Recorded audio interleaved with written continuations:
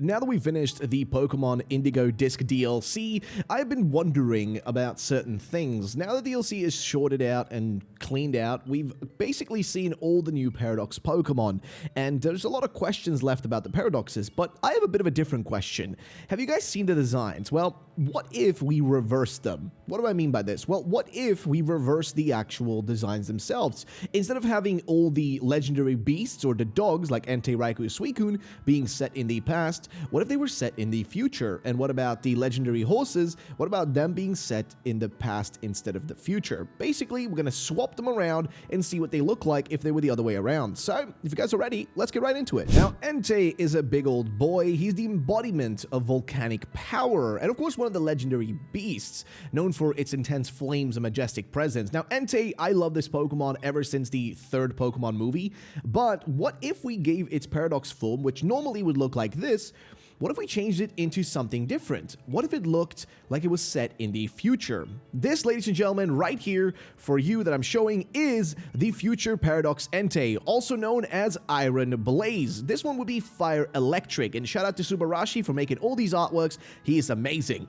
Now, what do we know about future Paradox Entei, or Iron Blaze? Well, it creates an electrical field through its blades on its head, and then the tail is used to create a singular point of electricity that it can use while fighting, which will make it much, much stronger. It can also stick to solid walls with its massive magnetic mechanical pads on its feet, which creates a combination of electric fire tornadoes. Yes, I personally love this thing.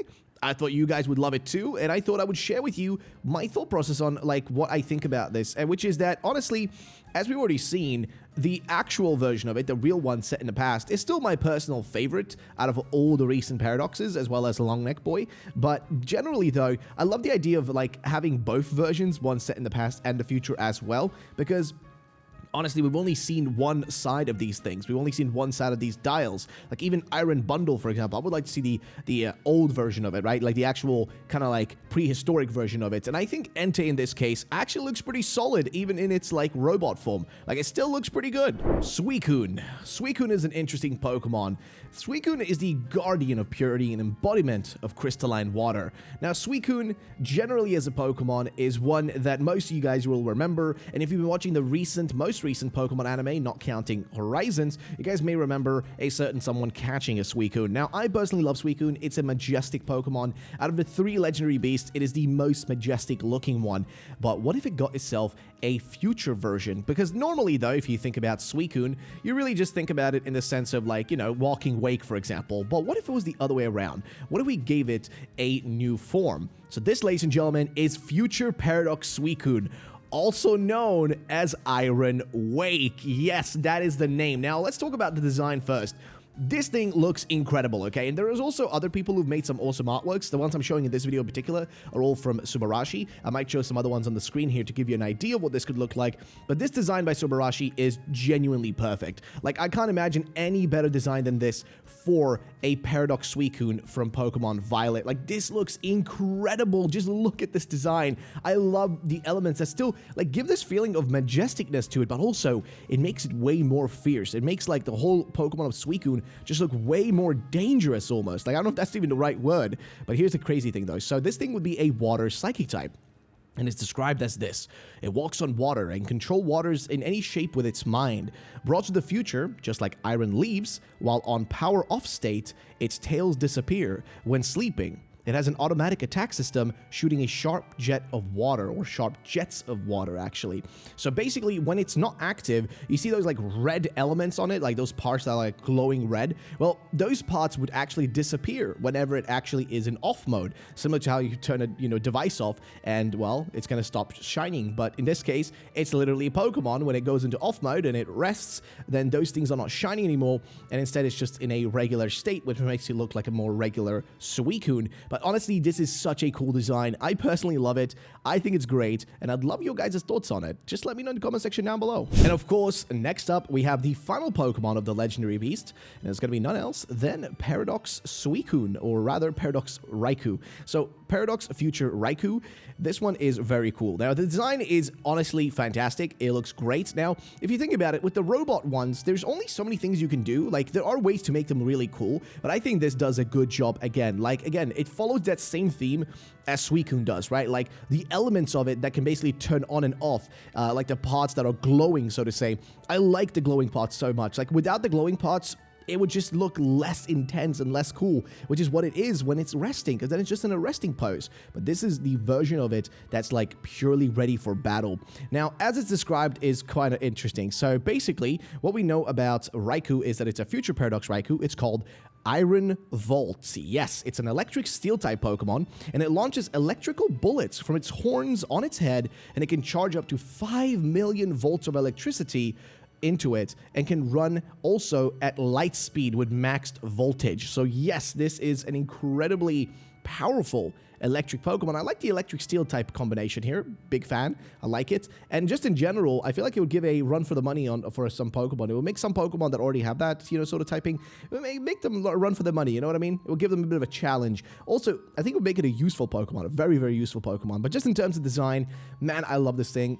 Raichu, it just never gets enough credit because it's right next to Entei, which is one of the most beloved Pokemon, and it's also right next to Suicune, also one of the most beloved Pokemon. And I feel like Raichu just doesn't get enough love, and honestly, Iron Volts here would look so freaking sick, especially as a future version for Pokemon Violet. But we're not done just yet. We have another one. It's going to be Virizion. Yes, so basically, imagine if we swapped around the Walking Wake and we made it based on Virizion instead, because that is what we have right here. This is the Paradox, I guess not Paradox Future, but rather the Paradox Past Virizion. This one is called Walking Leaves. Yes, just like Walking Wake, it's Walking Leaves. It is a Grass Dragon type Pokemon, which is a nice combination of typings in my personal opinion.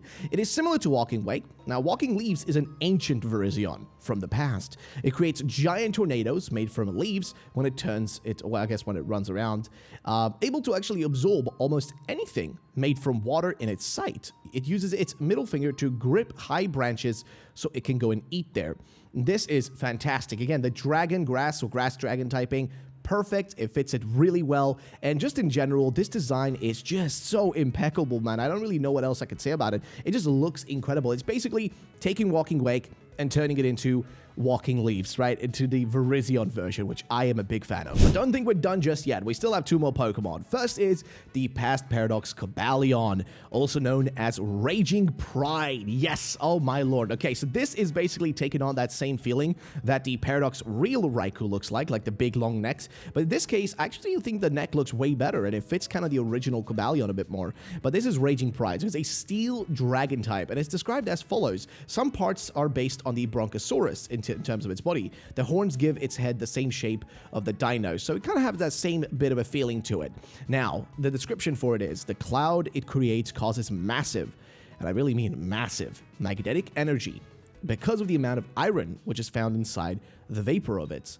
Now, this can be dangerous because it rains down liquid mercury and other metals to the ground. That is genuinely dangerous, and it uses its long neck to strike down targets and its huge curved horns to smash mountains, to then harvest the pure minerals within the rocks. So that's what it does, and that is crazy, man. It's actually a really cool description of what a Pokemon, kind of description would look like.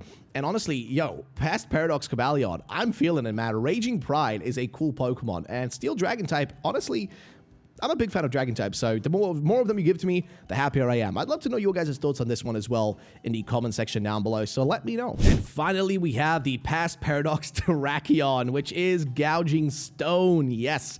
Now, looking at this design, I love it. It takes that same concept as the real Gouging Fire, takes that same concept and just kind of twists it on its head. I'm gonna be real, I actually prefer this one way more than the real Gouging Fire. Maybe because, this one at least, I don't know, it feels like there's more of a difference between the regular Terrakion on this one compared to the other way around. So, I don't know, man.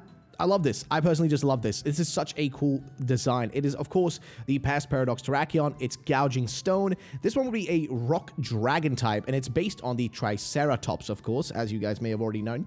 Now, this one is really cool. So basically, it can cause massive mudslides. Now, it's always sharpens its horns before battling and has a bit of a grumpy nature, so keep your distance. It uses its tail to grab and throw rocks at its opponents. So that's pretty much what it's up to, and personally, I love it. I love this design. It's a great way to pull off this whole concept of like, hey, let's do a Terrakion, but let's set it in the past, and let's keep it similar to Gouging Fire, but still make it its own thing. I love it. Personally, massive fan of it, and I would love to know your guys' thoughts and opinions. So that is basically the designs we have. Shout out to Subarashi. Please go check out his Twitter, because it's going to be linked down below, Mad Zygarde Orb. He makes a ton of artwork like this, so definitely please check him out. Give him a follow on, of course, Twitter, but I want to know what you guys think. Which one of these is your favorite? Like, comment it down below. Which is your favorite one of these, and which one do you think would, or should at least, be a real one? So, thank you so much for watching. I'll see you guys in the next one.